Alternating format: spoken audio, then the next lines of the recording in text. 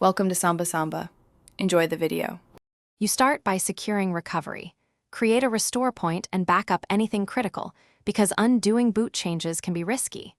Once done, boot into the Windows installation you plan to keep and confirm it runs normally.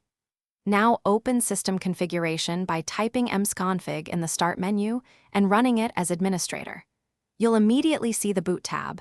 This is where Windows lists each boot entry. Make sure you're focused on the correct installation before making changes.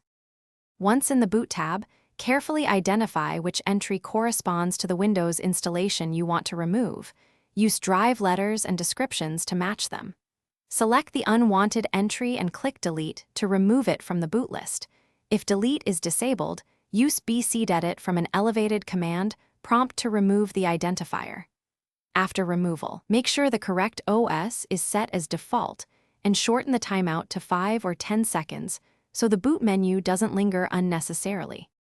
Apply the changes and restart to verify the unwanted Windows option no longer appears. You should boot directly into your chosen installation. If something goes wrong and the system won't boot, use a Windows Recovery USB to access Startup Repair or restore the registry from the restore point you created. Also, you can run bcdedit/enum to review entries and repair the boot manager if required. In short, verify, repair with recovery tools, and only then delete any remaining boot files. Thanks for watching. Consider subscribing if we helped you.